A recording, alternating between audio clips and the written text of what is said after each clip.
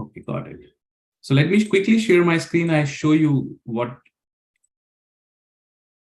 Arjun asked. So chapter 8 title is, as I said, attaining the supreme. How one can attain the supreme. So first of all, to attain the supreme, one should know what is the supreme, right? Then only you can attain the supreme. Unfortunately, 99.9% people, even after reading Bhagavad Gita, do not know what is the supreme, what is the goal, how one can reach all that. So Arjun asked all these questions in uh, in uh, in the beginning itself.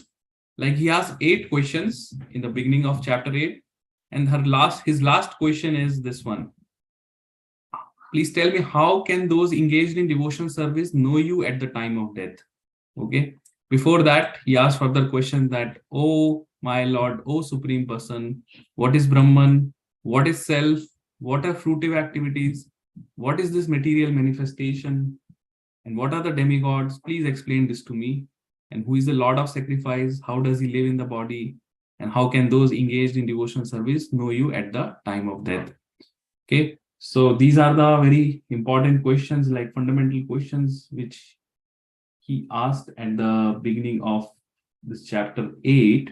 Like, okay, so we'll just quickly discuss. And then the whole chapter 8 is based on this last question, which is this one. How can those engaged in devotion service know you at the time of death? Okay. So other question, which are 7 questions, it's I will quickly explain that what is Brahman. In this context, Brahman is referring to the living entity, the soul. Okay, Brahman is all the living entities. They are called here Brahman, and Supreme Lord, he is super soul or Parabrahman. Okay, he's called Parabrahman. So we are small living entity which are part and parcel of the supreme whole. He's called supreme person or supreme lord or supreme personality of Godhead. He meaning Lord Krishna, and we are his minute part and parcel, and we are called Brahman. Okay. Then what are fruitive activities? Any activity which we do in this material world, which is on the material level, like pious activities, punya, and pap, both are fruitive activities. Like any activity which you do with the purpose of getting something in return, that is fruitive activity. Basically, you are looking for some fruits, right? Fruits meaning some gains out of it. Okay, that is fruitive activity. And these fruitive activities, as I explained previously, are the ones which binds one to the material world. Because if you do more of a pious activity, punya, then you have to come back again in next life, or you to basically enjoy the results of those pious activities. And enjoyment can be in the form of a person taking a birth in a very rich family, person becoming very, very famous, like a film star or a politician or a very rich person, right? These are all the results of doing pious activities that is on the material level. It's called,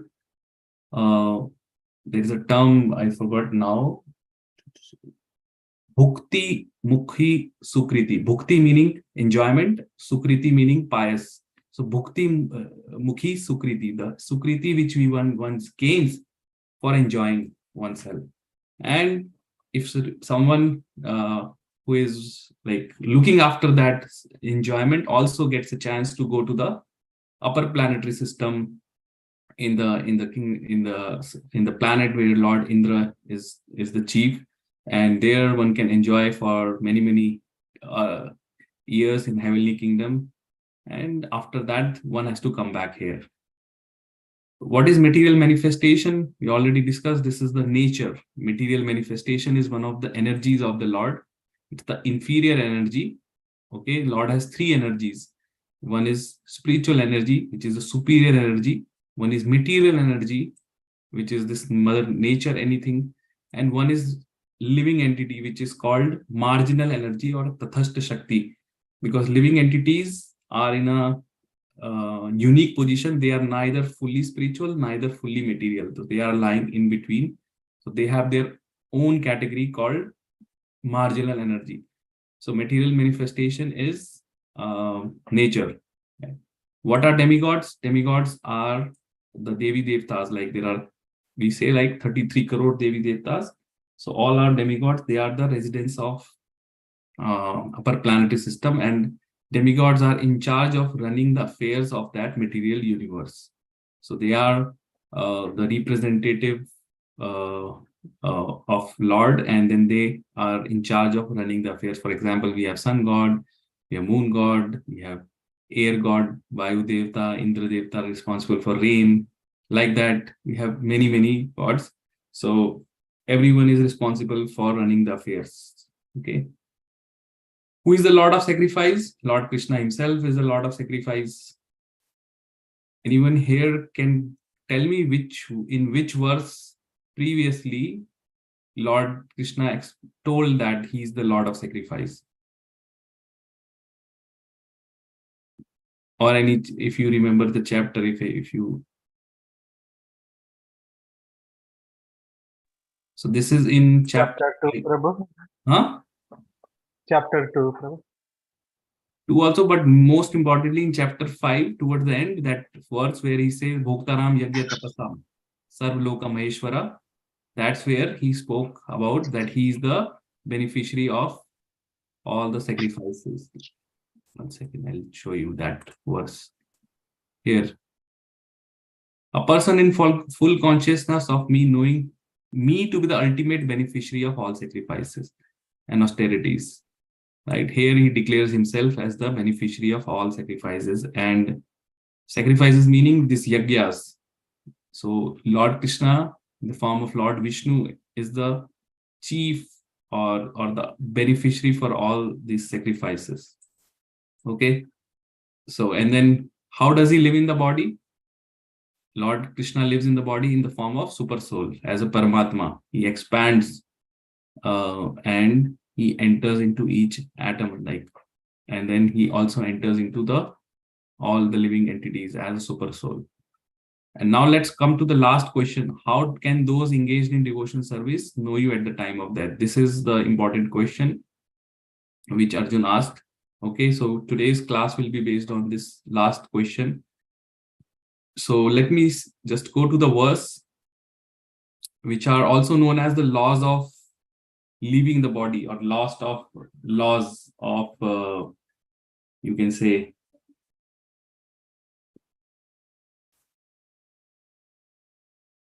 So everyone here, there is a law of last thought.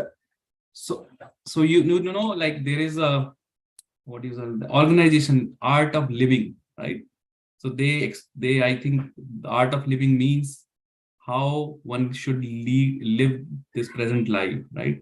Now here Krishna is explaining the art of living, how one should leave this world. Okay, as I was telling before, that normally in our family or in the society in general, people consider is inauspicious to even talk about death, right? And then, but Lord Krishna is explaining this very important subject matter in this chapter 8, and Arjun, on behalf of all of us, has asked this question, that particularly he says that how your devotees at the time of death can remember you. So that means there is something which is important in remembrance, right? And we'll discuss that, why is it important. So we'll just quickly read the verses. Antkale chamameva smaran muktva kalevaram ya prayati samad bhavam yati nasti atra samshaya.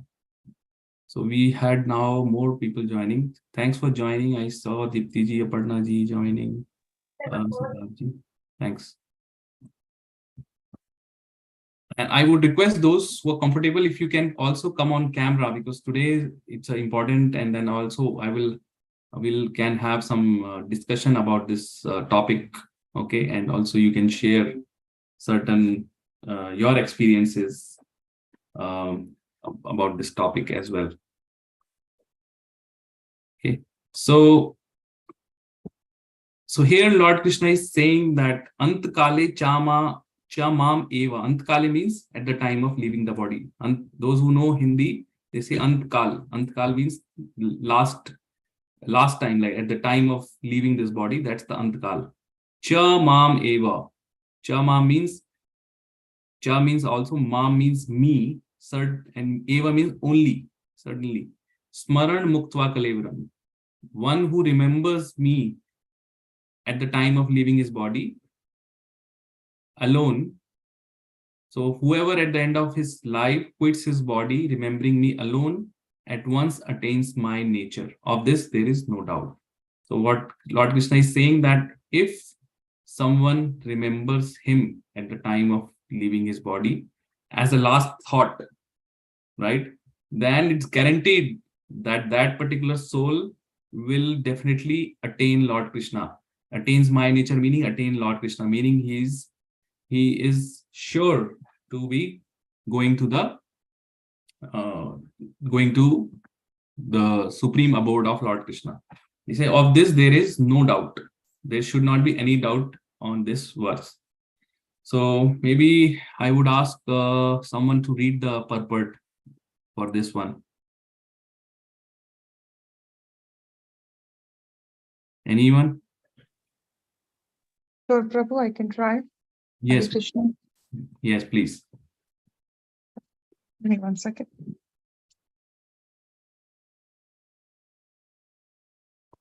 In the verse, the importance of Krishna consciousness is stressed. Anyone who quits his body in Krishna consciousness is at once transferred to the transcendental nature of the Supreme Lord. The Supreme Lord is the purest of. I'm just moving my screen around. Sorry about that. Therefore, anyone who is constantly Krishna conscious is always purest of the pure. The word samaran, remembering is important. Remember, Krishna is not possible for the impure soul who has not practiced Krishna consciousness in Devotional service. devotional service. Therefore, one should practice Krishna consciousness from the very beginning of life. If one wants to achieve success at the end of his life, the process of remembering Krishna is essential. Therefore, one should constantly, incessantly chant the Mahamantra, Hare Krishna, Krishna Krishna, Hare Hare, Hare Ram, Ram Ram, Hare Hare. Lord Chaitanya has advised that one is to be tolerant as a tree. Taror api shahi shunda. There may be so many impediments for a person who is chanting Hare Krishna. Nonetheless, tolerating all those impediments, one should continue to chant Hare Krishna, Krishna Krishna, Hare Hare, Hare Ram, Ram Ram, Hare Hare, so that the end of his life can have the full benefit of Krishna consciousness. Hare Krishna. Prabhu. Thank you so much. And immediately after this verse, Krishna talks about another. He says in the 8.5 that anyone who at the time of leaving his body remembers him alone, remembers him alone, he at once attains his nature, meaning he at once attains the supreme abode of Lord Krishna. He goes back to the supreme abode. Okay, but of this there is no doubt, but it's not easy. As Prabhupada says in the purport, it's not easy. If someone has not practiced this throughout life, it's not easy at the time of death to just remember, because if that could be the case, then people would do anything and everything throughout the life and they'd say, okay, at the time of death, I will just remember last minute. But we will discuss why it's not easy to remember Lord Krishna if you have not practiced enough throughout your life, right? And immediately in 8.6, Lord Krishna talks about Yam yam vapi smaran bhavam tyajyati ante kalevaram tam tam evaiti kaunteya sada tad bhava bhavitaha. So immediately after that, Krishna says that whatever state of being one remembers when he quits his body, O son of Kunti, that state he will attain without fail. So in the immediately next verse, he says that whatever state of mind one remembers, whatever state one remembers, meaning whatever consciousness one has at the time of leaving his body, and whatever state of his consciousness is, and that's what he will remember, and he will attain that state as in his next life. Very important. So if one remembers Krishna, good, like he is going to sure going back to Lord Krishna's abode. But if one cannot remember Krishna, and if he remembers something else, for example, someone remembers his near and dear ones, very attached to family and near attached. So definitely he's going to come back in some form in the same family or close family. If one is remembering about the money, too much money, then right, then it's mentioned in Shastras, one can even very, very attached to the money, right? One can go to the planet where there is only snakes. And like snakes, they are sitting on the treasure and they constantly guard. So there is a planet where there are a lot of snakes. So one can take part birth as a snake. So like that, there are many, many things. One is remembering, let's say, these days people are very, very attached. I have seen particularly in this Western part of the world with their pet dogs, right? You may have seen people are very, very attached to particularly the pet dogs. So at the time of death, if one remembers the dog, there is every chance he will take next birth as a dog. Okay, so it's very scientific what we are discussing today. Okay, so let me ask you this question: what is death? What do you think death is like, or what happens at the time of death? Anyone? Prabhuji, can I? Yes, Ankita. First of all, thank you so much for welcoming me. And yes, to your question, death is the change of body because the consciousness and the subtle body remains. So it's just a change of the physical body. And what happens at the time of death depends upon how our life has been throughout. It's mentioned in the scriptures that at the time of death, you feel the pain of thousands of scorpions biting you at the same time. So it depends. If your consciousness has been pure throughout your life, then I don't think you will suffer that pain. And if your consciousness is situated in Krishna, then that's the topmost thing to have. But then if your consciousness is not pure, then definitely death is painful. Nice. Anyone else? Thanks, Ankita. Anyone else wants to say, or anyone has seen anyone dying in front of your eyes and have this experience of anyone leaving the body? Hare Krishna, Prabhu. Namaste.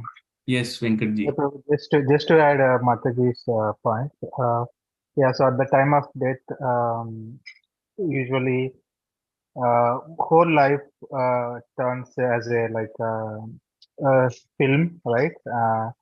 And it remembers like what we did in every life, and I think our crucial moments will be recollected at the time of leaving the body, and that same with that thought where we tightly attached to that thoughts, and that taken into the next life.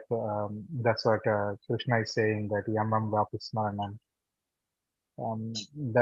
That's one of the point I want to add, Prabhu. And apart from that, it's the one you asked. Like, have you seen like mostly uh, not not closely. So I was in last, like when my mother was in ICU, right? Um I saw a lot of the patients there, which are in unconscious mode, which are in coma mode, and some of them, like I saw, where they're in critical condition, and not a very, like they're purely in coma mode. So that's what I observed. In terms of in devotees life, only the videos I saw, like Sati Prabhu shared some of the videos where the devotees, fortunate enough, they are playing the kirtan at the time of leaving the body, and that's one of the things. Yeah. Yes. Thank you. Okay. So yeah, both of you are right. So technically what Ankita ji told, that's what happens at the time of death. So we are not this body, right? We are the soul. And then soul is, as I explained in chapter 2, is covered with a subtle body, which is made up of mind, intelligence, and false ego. That makes subtle body, which is a covering. You can say if the soul is this, then it is a covering of subtle body. And then there is a gross body, which is made, which we all see. We cannot see subtle body, but we can see gross body. So at the time of death, because our gross body is no more useful, or it has become old, or it has become basically not, you can say, not useful enough to continue. So the soul, along with the subtle body, passes from this body to another body. Okay. That is what happens at the time of that. It's just the changing of the bodies. Now, the science is what type of body you will get at the time of soul, at the time of that, that depends on your desires, your karmas, and your last thoughts. Okay, that's the body you will get. So our subtle body, which is made up of mind, intelligence, false ego, already has impressions from this life and all the previous life, because when we are changing our physical body every life, our subtle body is not changing, right? Because it's still the same mind, intelligence, false ego. It goes, actually the subtle body takes the soul and it gets transferred to next body by the under the direction of nature. That is what happens. And this is explained by Lord Krishna in chapter 2, where he says, Dehino asmin yatha dehe kaumaram yavanam jara tatha dehantir prapti dhiras tatra na muhyati. But he says that as the soul continuously passes in this body itself from boyhood to youth, right? We all of us were children, we have our pictures, we were looking different, we had different body. Right? When we were child, like let's say 3-year-old child, 2-year-old child, we had different body. Now, from that age, we become youth. So our body can change completely. Your features change, your skin texture may have changed. A lot of things change just from childhood to youth. So we can see that already the body is changed. Again, from youth to old age, again the body changes, right?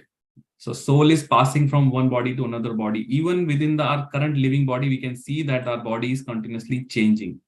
So at the time of that, the soul similarly passes into another body at the time of that. This is what happens.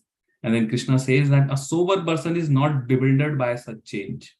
A person who is intelligent and sober, he does not get bewildered because he knows that if I have done all the good things in my life, definitely my next destination is going to be good. There is nothing to worry about that, right?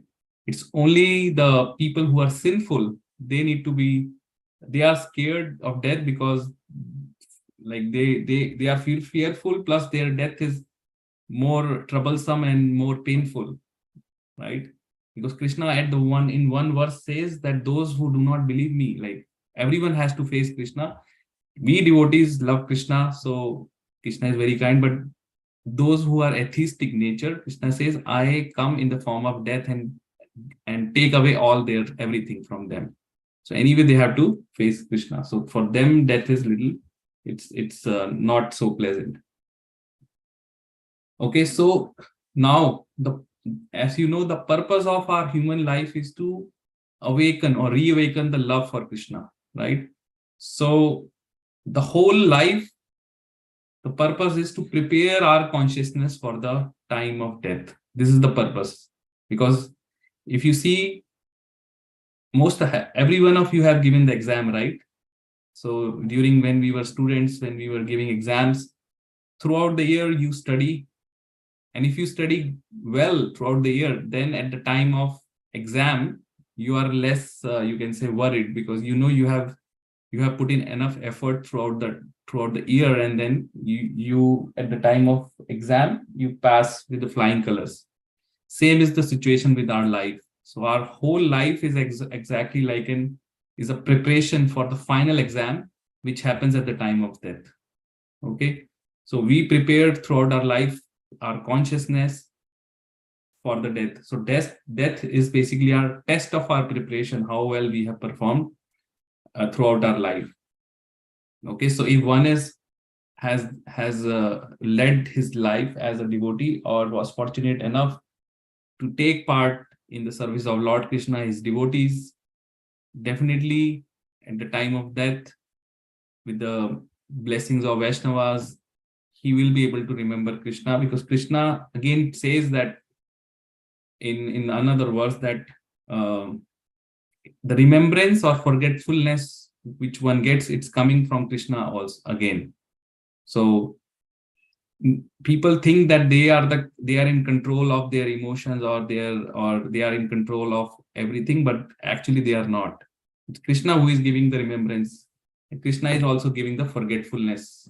Like we all forget what happened in our past life. So where is that forgetfulness coming? This is Krishna. Krishna's energy in the form of nature, which makes us forget everything what happened in our past lives, right? So everything is dictated by the energies of Lord Krishna. So nobody can cheat. Okay, I can do all nonsense throughout my life, and at the time of death, I will simply just remember Krishna and go back to Krishna. That's not going to happen, because if we have not prepared enough throughout our life, then at the time of death, there is no chance of remembering Krishna. And that's what Prabhupada mentions in the purport, that an impure soul cannot remember Krishna, Lord Krishna, at the time of death. Okay. So now I'll tell you the few things that which is also from Garud Puran. Garud Puran, many times you may have heard that when person is leaving the body, then one priest comes and he reads the Garud Puran. But actually it has to be read before the person is there alive, so that he can listen that and he can act on that. Like again, like when the person has left the world, there is no point, because that person whom you are reading that Garud Puran for has already left the world. It's better if he's here, like we are all discussing this subject matter, it's better to discuss now all the subject matter, rather when person is gone as a ritual, you just hear. So as per Garud Puran, there are 3 paths which a soul can take at the time of death. Okay, 3 paths one can take. So either the soul can go to upper planetary system, like I say, in the material universe itself. For example, there is a planet of Swargloka. So they can go upper planetary system. A soul can go to if the soul is sinful, very, very sinful, it had to go to the Yamloka and face the Yamduts. So Yamduts come, 3 ghastly formed Yamduts.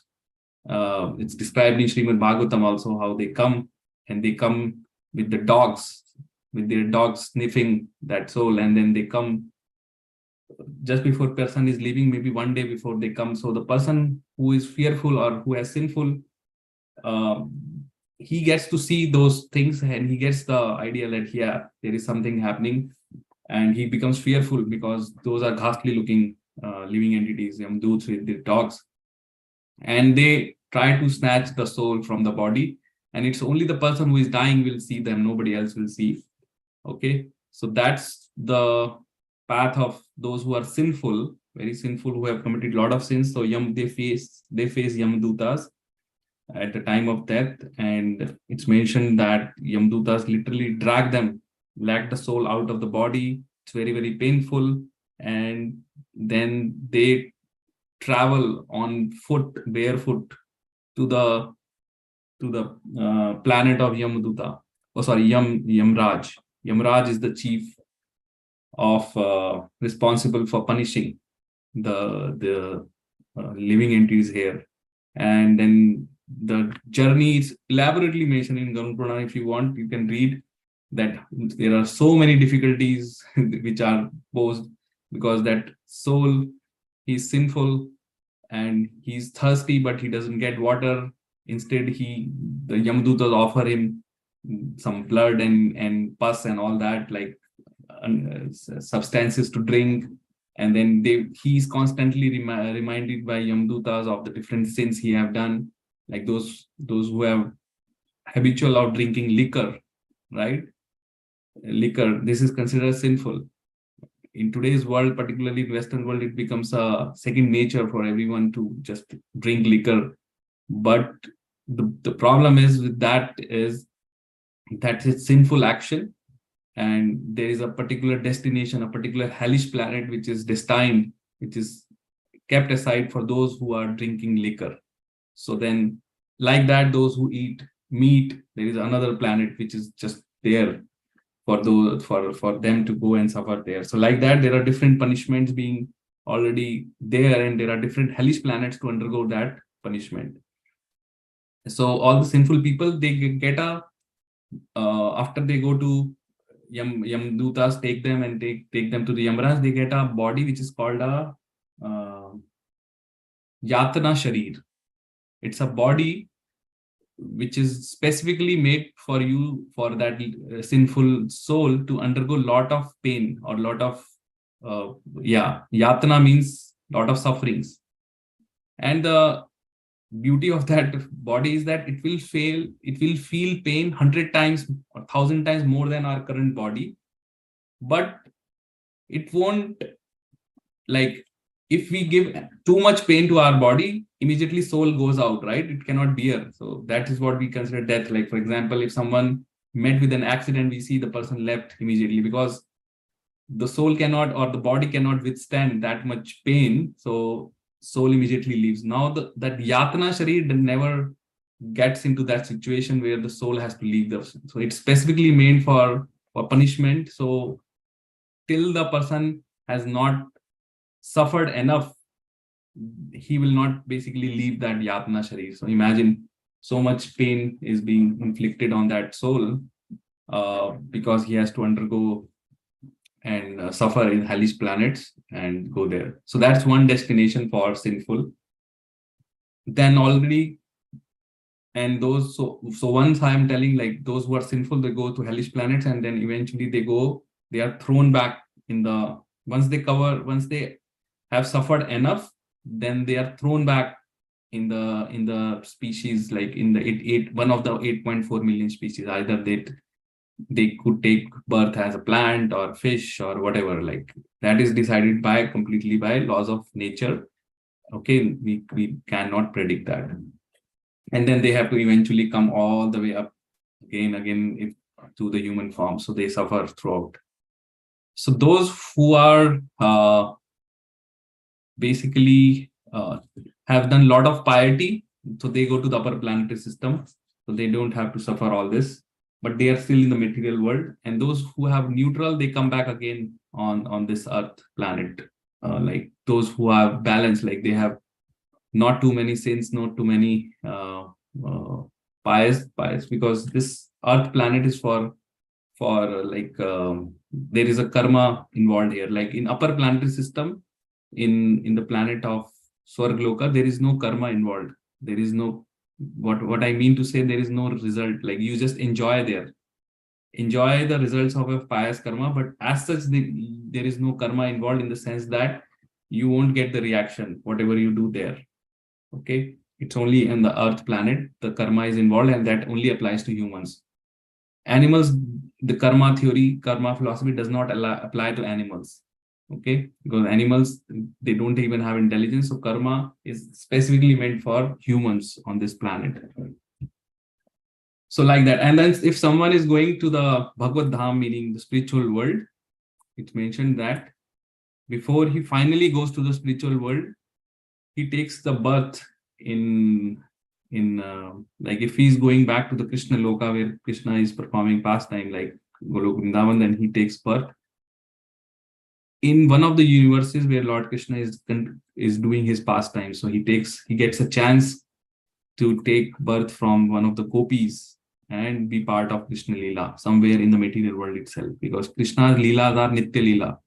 They are already happening there. So even now, Krishna may be performing his pastimes in some universe, some planet. So it's continuously going. So the soul who is destined, or who has completed, or who is has completed his self-realization and has destined to go back to the spiritual world, takes birth, final birth in Krishna, with Krishna, and then after that he goes to the spiritual world. Okay, so why I'm telling this, because this is important to know the full context, because sometimes there are a lot of people who don't believe that there is something happens after death. They say like this life is for enjoyment, just enjoy living, who have seen the next life. But Shastra says there is a life after death, and I've given you enough evidence. Even in our current body, we have seen the body is continuously changing. Every 5 to 10 years, our complete body changes, like whole cells changes. So there is no denying. And also there are so many examples of near-death experience where people have left, soul has left the body and almost has gone and then come back in the body. And then they explain their experience of what happens when they left the body and what all things they saw, and then they come back. So there is near-death experience. And also there are experiences where people remember their last birth. So if you go in internet, you will see a lot of people telling, okay, I was in that village and this happened to me. Like that, they remember their past birth. Very few. Okay. So this is what happens at the time of death. Now here, Lord Krishna is telling that one who remembers me alone attains me without there is no doubt. So that is the importance of Krishna consciousness. Krishna consciousness, why Prabhupada kept this society as Krishna consciousness? Because we want to change our consciousness from being engaged in material things or engaged in material subject matters to Lord Krishna and his pastimes and his forms and his leelas, everything. So if one can change his consciousness to be a Krishna conscious, then definitely he's saved at the time of death. Like he does not have to undergo all this, what I was telling Yamdutas. In fact, in Bhagavatam, Srimad Bhagavatam, Yamraj has told Yamdutas, please do not go near to the devotees of Lord Krishna. Please do not even approach them. So someone who is chanting Hare Krishna, performing services, rest assured, Yamdutas can never touch that person. This is because their master, Yamaduta, has said that devotees are directly under the jurisdiction of Lord Krishna. So we have no jurisdiction over them. So please do not even go near to them. So Yamraj himself is a devotee of the Lord. Okay. But he has given this service of punishing the sinful people. So he's doing his job, but he is himself devotee of the Lord, and he is known as one of the 12 Mahajans. Mahajans are the great personalities who knows about the spirituality, who knows about the complete path of Bhagavad Dharma. So there are 12 Mahajans, and Yamaraj is one of them. There are 11 others like Lord Shiva. There is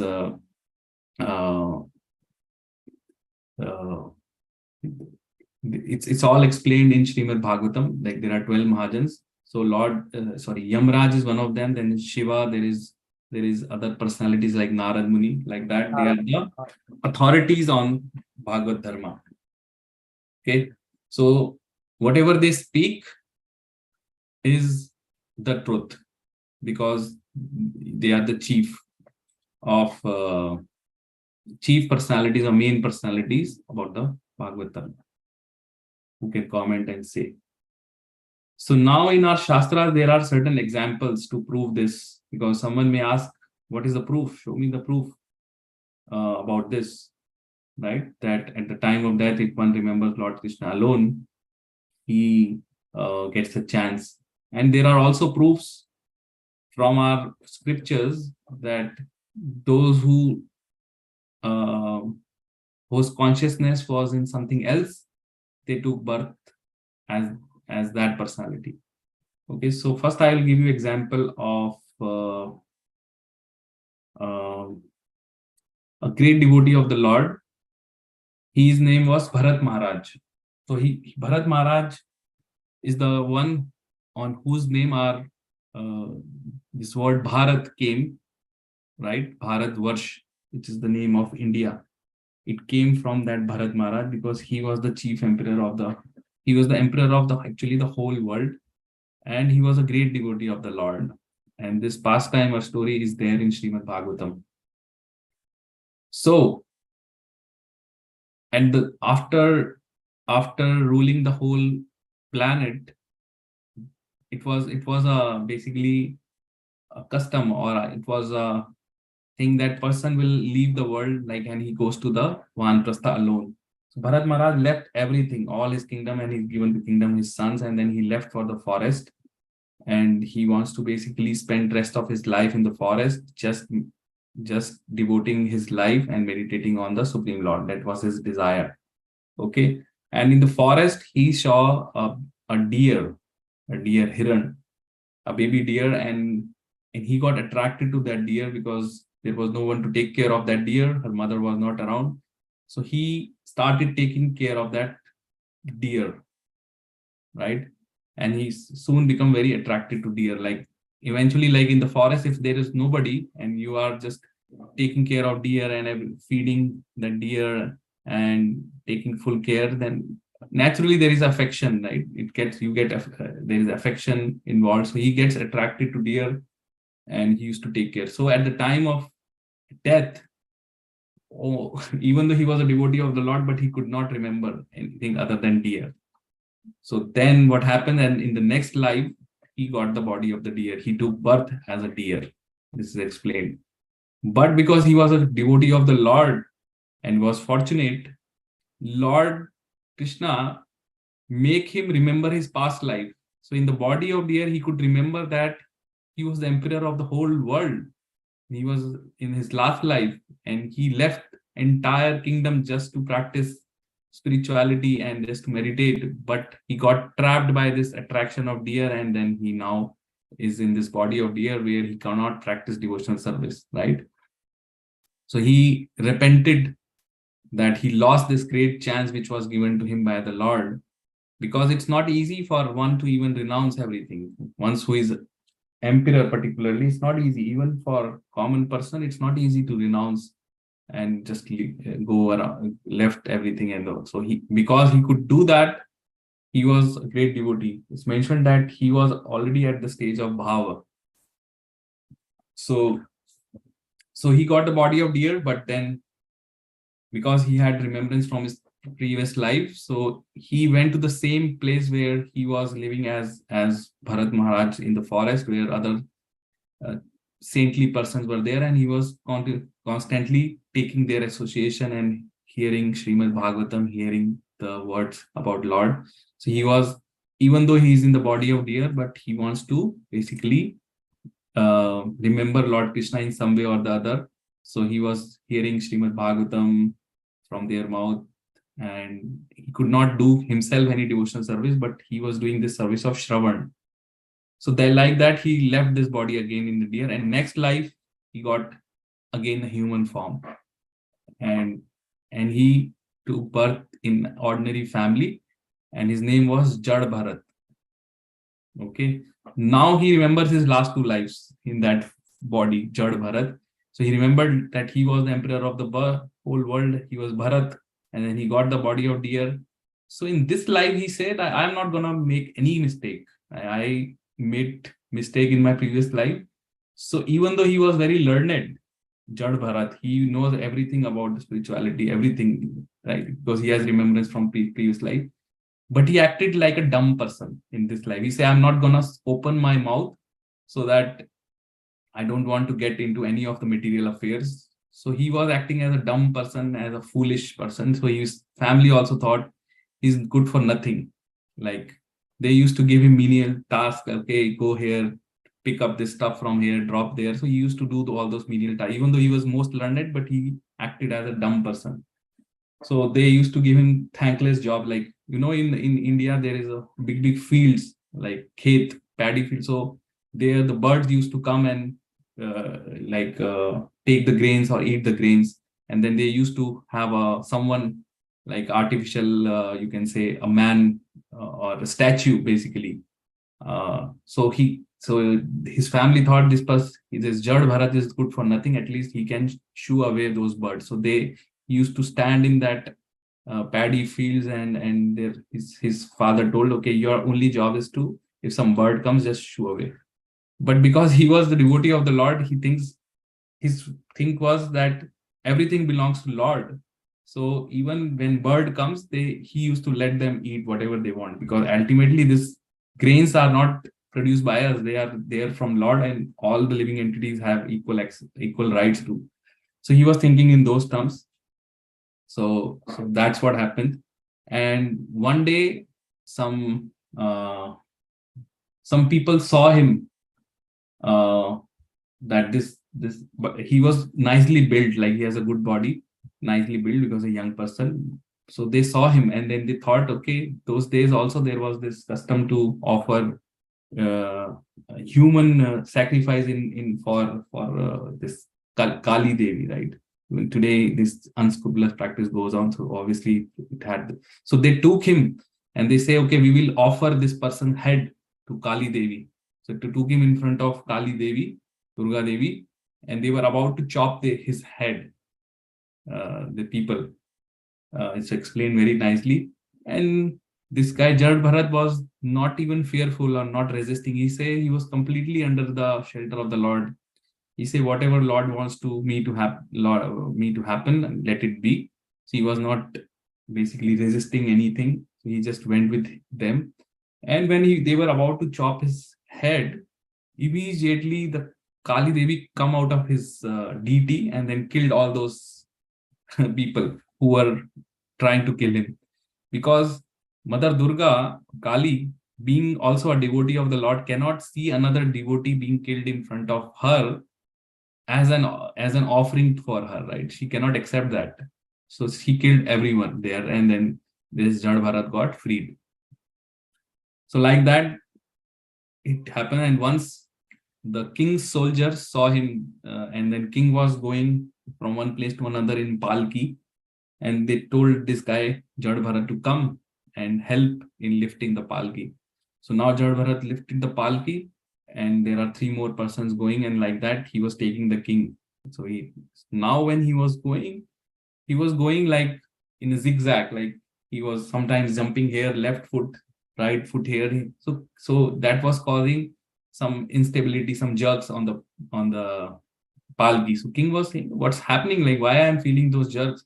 And this person was left foot here, right foot here. He was, what are you doing? So what he was trying to avoid was, he was because he was a devotee of the Lord, he cannot kill anyone, right? So he was trying to avoid to step on the little insects or ants which are coming. So he was so careful that he should not step on any ants or insects which are there. So that's why he was acting like that. So king got out the Palki and rebuked him, and that's when he first time spoke his mouth and gave a nice lecture to that king. And then king immediately understood that this is not an ordinary person, he is a realized soul.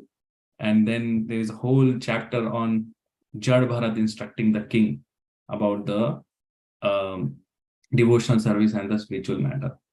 So, and then in that life, Jad Bharat finally was able to go back to the spiritual world. Like he completed his, he perfected his spiritual realization, and he eventually went back. So this was the pastime which is mentioned in Srimad Bhagavatam, which you can go and read. Very nice pastime in Srimad Bhagavatam. So let me quickly share my screen. I show you what happened. Arjun asked. So chapter 8 title is, as I say, attaining the supreme. How one can attain the supreme. So first of all, to attain the supreme. Okay. So this is the pastime about a devotee who, even though he was following the devotional service, but fall trap in by accidentally getting attracted to deer. Okay, I see a hand raised. Ankita ji, yes, you have something to say or ask? Prabhuji, I just wanted to ask you that you mentioned that if a person has completed like his Krishna consciousness, he gets one last life to be with Krishna in whichever planet he is performing his pastimes, and then go back to Bhagavad Dham. Yes. So where have you read that? Can you give me the reference? Yeah, I can give you the reference. I will let you know. But I have have listened from one of the senior devotees from here in Toronto, and multiple senior devotees, but in terms of Shastric reference, I need to look and give. So maybe next class I can give you that. Okay. Okay. Thank you. Thank you so much. Yeah. Okay. Okay, so this is okay. Now next is about someone who remembers the Lord and being saved from Yamduta. So this is the famous pastime of Ajamil, which is also mentioned in Srimad Bhagavatam. So Ajamil, I will just describe the pastime very briefly. Like Ajamil was again a Brahmin, born in a Brahmin family, and he led his first part of the life, like childhood and youth, like as a proper Brahmin, and he was quite religious and performing everything. But then one day he saw one what do you call it? Shudra person, I think, and prostitute.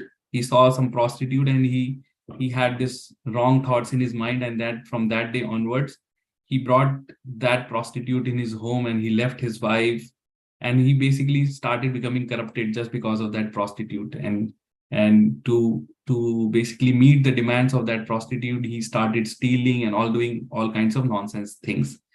So right, and with that prostitute, he had 10 children also. And luckily he named his last child, the smallest one, his name was Narayan, and he was very, very affectionate to that his child, Narayan. He used to say always, okay, Narayan, you go there. Narayan, please bring me water. Narayan, it's time to go to school. So like that, his full life was revolving around Narayan. So he was very, very attracted to Narayan. So what happened now he was turning old, and there was time to go, meaning he has to now leave the world. So Yamdutas came, 3 ghastly formed Yamdutas, because he was sinful, right? He did all nonsense things. So they came to take him now. Now at the last moment, he saw that those ghastly formed, and he got very, very terrified, disturbed, and he called his son out of helplessness. In helpless state, he called, Narayan, please come, Narayan, Narayan, like that he called. So he was calling his son, but what happened? Immediately, Vishnu Dutas came from the spiritual world, and they stopped Yamdutas from taking him. And they say, because he has chanted the name of Narayan in a helpless situation at the time of leaving his body, so you cannot now claim this person. Like Vishnu Dutas are telling Yamdutas. And then Yamdutas say, no, he's very, very sinful. Our master Yamraj has asked us to take him. So he say, yes, he's sinful, but because he chanted the name of Narayan, all his sins are now gone. Imagine, just by chanting 2-3 times at the time of leaving the body or the word Narayan, all whatever he has done, everything is atoned for, and then he was basically not allowed to be taken by Yamdutas, by Vishnu Dutas. Okay. And then he was saved, and then from that time onwards, he realized his mistake. Like he got like he did not immediately go to the Vishnu in the Vishnu Loka, but he got another chance. So he rest of this life he went to Haridwar and spent in devotional service in bhakti, and ultimately after few years he went back to the spiritual world. So this is another pastime about telling about the importance of remembering the Lord Krishna or Vishnu at the time of death, which saved him, even though he was very, very sinful and committed so many sins. But just because he chanted the name of Narayan at the time of leaving the body, he was saved. So this was the pastime about someone who remembered Lord Krishna. And then there are many, many more pastimes. Okay, so what is our responsibility? So our responsibility or our duty would be to enthusiastically, with full faith, engage in Krishna consciousness, because we don't know when is the time for us to go. We should always be prepared to leave this world at any time, right? We should always be prepared. Once some reporter asked Srila Prabhupada, why you are engaging these young children like of the age of 20s in this Krishna consciousness? This is meant for old people. So Prabhupada says, what is the definition of old? He says, what's the guarantee that can you give me the guarantee that you are not gonna leave this world like before me? So nobody can give any guarantee, right? We are seeing that even the young people in the age of 20s, 30s, 40s leave this world. So there is no surety of saying, okay, only this has to be done when one is old. Our Shastra says from the age of 5, one should be engaged in Krishna consciousness. One should be engaged because the sooner we start, it's very easy to mold our life in a proper way, right? So our goal should be to always try to engage in Krishna's service some way or the other and increase our remembrance of Lord Krishna's pastimes, his leelas, his pure devotees, everything. So that is what will make us 100% perfect in bhakti, and by the mercy of Guru Vaishnavas, we will be able to remember Lord Krishna at the time of leaving the body. Someone mentioned, I think Venkat Prabhu mentioned, like he has seen certain videos how when devotees are leaving the world, how there is a lot of kirtan going because devotees know the importance of remembering Krishna. So at the time of leaving the body is made up of kapha, like vata, pitta, all this thing, kapha is there. So kapha increases and our throat chokes, like we cannot speak much or at all. And there is a lot of pain. Ankita was saying that it's true, like in Shastra mentioned that 1,000 scorpions biting together, that's the kind of pain one feels at the time of leaving the body. But for devotees, that pain is relieved because they are under the shelter of the Lord. But still, there is pain, there is discomfort. And in that state of discomfort, it's not easy to remember Lord. You can even imagine, like, if someone has a, let's say, a fracture, at that moment, what would be the probability, like in that painful situation, one remembers Lord Krishna? He will remember his mother or father, he will call, but only the devotee who has practiced enough throughout his life can remember Krishna in that time of painful situation, right? So that requires practice. So if we practice enough in our remembrance, in our smaran, then definitely at the end of life, at the end of leaving the body, one can remember Krishna or one of his pastimes. And Venkat Prabhu was telling, and that's true, that when one is leaving the body, his whole like he's shown the whole flashback of what has happened throughout his life. So everything comes as a reel, like it's revolving, like he will see all the scenes which has happened throughout his life. And whatever he's most attracted to, that's what he will remember at the end of his life. So we should all attach ourselves so closely, so affectionately with Krishna that this is what we are most attracted to or become our object of attraction, so that we can only remember him. Okay, so very recently, I think I shared one post on our WhatsApp group where one Mataji, who is from Mayapur, she shared her experience of near-death experience, that she was being operated and then at one point she almost left, and she remembers that she was getting everything, all the activities which he did, like kirtan, preaching to the devotees, everything, all Krishna conscious activities was coming in front of his eyes. And he could see, because she was a devotee of Jagannath, she could see that whenever she was in trouble, it was actually the Lord Jagannath, who was helping her and getting out of her trouble. So Lord never left her even for a moment alone. So she could see at the time of that near-death experience that yes, Lord Jagannath was there at every moment.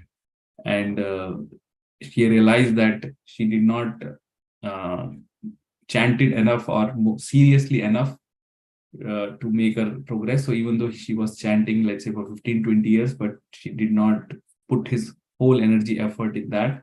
So she now realized, and now she came back. She had a near-death experience, but came back in the body and again regained her consciousness. But now she could remember whatever she went through. So that was a nice post which was just being circulated on WhatsApp few months ago. Okay. So any questions, comments? Like Anything? I hear like at the time of death, like they add the note that she or he left the body peacefully. Can you speak a little louder, Aparna ji? What do you say? Like I don't know. I don't know. I'm just saying from what I saw. Like while someone like they generally like the kids or whoever relatives they write like they leave the note that she or he left the body peacefully. So at that like they really leave the body peacefully or they experience the pain. Just the question I have. Okay, got it. No, it's true. Like sometimes you have seen like what sometimes people just left or without going through the suffering, meaning they get a quick either heart attack or something and they immediately left. So that is, I would say, still a peaceful death because they were not bedridden for a while or they did not go through that suffering. Sometimes people have life-threatening diseases like cancer and whatnot, and they have to go through a lot of suffering before they get bedridden for months. Sometimes people get in old age this disease called dementia, where they lose their complete memory. They don't remember. There are a lot of things which may happen in the old age, right? So some people leave peacefully also. So we can't say just looking at that person whether he's experiencing pain or not pain, but normally the pain is there, like some kind of pain is there. Now it depends on person's karmas also. Like if he's, as I was saying, very very sinful, definitely he will have to suffer a lot of pain. But if he's pious person, maybe he will not have to suffer that. Okay. Sometimes people also left their body just in sleep also, right? You may have heard person went for sleep in the night and never woke up again. So they just left it in sleep, meaning in unconscious state, something happened. So even though from a perspective of suffering, maybe they would not have suffered like that much, they just left. But in terms of remembrance, they did not get a chance to remember or anything. So they just left in sleep. And in sleep, we know it's in ignorance that one leaves. So that is there. And sometimes people are in coma for months, 6 months, 2 months, 4 months, and then they left. So in coma also, in coma, thing is that their organs are not working, meaning they are unconscious, but they can still hear. So if someone goes and speaks Bhagavad Gita or chant Hare Krishna mantra, at least they can hear. And that's another thing which I have seen devotees do. Particularly, they are so compassionate, so they get to know that someone is leaving the body and is in last stage, they go and chant Bhagavad Gita, chant Hare Krishna mantra, and perform this service, because they know that our hearing is one of the last things which goes away. Like one by one, at the time of leaving the body, our organ stops working, but hearing is there almost till the end. It doesn't go in the beginning. Okay. So person can still hear even if he's in coma, or even when he's leaving the body. If someone is chanting the name of Lord, at least he's hearing. So this is something which we can do even for our near and dear ones. That even though that person may not be a devotee, because so when he's leaving the body, first of all, make her put a tulsi leaf on his mouth, put Ganga water around him, and loudly chant Hare Krishna mantra so that he can hear. I have seen many devotees leaving. When they are leaving, that there is loud kirtan happening. just for benefit of the devotees who can, so that he get a chance to remember Krishna in that. Because as I mentioned, because we don't know how much pain he's going through, right? It's only him, he knows, but he's not in a situation to explain how much pain he's going through because he can't speak. The voice is choked. He can't speak at that time. How much pain is he in? But our Shastras does say that there is a lot of pain which happens. Okay. Okay, Aparna ji? Yeah, thank you. Yeah. Okay, so let me see if there is any more important thing. Otherwise, we are done for today. And the lesson for us is that whatever we do in Krishna consciousness, everything is eternal. It goes, nothing is wasted. Like, for example, we are spending our every Sunday 1 hour here, right? Learning something from Bhagavad Gita. This is all going into our spiritual eternal account. And Krishna says, even a little progress in this path can save one from the greatest danger. Okay, at least for those who are chanting Hare Krishna mantra in whatever situation they are, maybe they are young, old, whatever, at least bare minimum, if they don't complete their bhakti, they are guaranteed a next life in a human form. This is there in Shastras. Whoever chanting the name of Lord, it's guaranteed that they are, if they cannot complete the bhakti in this life, the human form of life is guaranteed for them. And wherever they left in this life, they are given a chance to resume from that point. So this is again confirmed by Lord Krishna in Bhagavad Gita, and also other scriptures says that. Okay, so all we have to just continue practicing this with full faith and sincerity. And Lord Krishna is in everyone's heart. You do not have to prove anyone your bhakti, or you don't have to prove anything to anyone. Lord Krishna is seeing everything. He knows our genuine endeavors. So we cannot make fool of Lord Krishna, right? So when he sees our genuine endeavor, he makes things favorable for us. Because as I say, he's our eternal father. So he cares much more for us than we do for ourselves. So we are sometimes ignorant and turn away from our eternal father, but he never turns away. And that's why Lord accompanies us in everywhere we go. So at the time, even at the time of death, the soul gets transferred to another body, and the Lord also gets transferred along with soul to another body as super soul. So he's witnessing and watching all our activities and just waiting for that moment when the soul turns towards him and surrenders to him, right? So then from that point on, things becomes favorable for that soul. He does not have to undergo this suffering and all these things. Okay. Thank you so much. So we'll meet again Sunday. So, and discuss something more from chapter 9 now. So chapter 8, this is what is there. You can go back and just read translation purport chapter 8. And Krishna elaborately explains this concept of how to leave the body at the time of death. Okay. Thank you so much. Hare Krishna. Thank you, Prabhu. Thank you.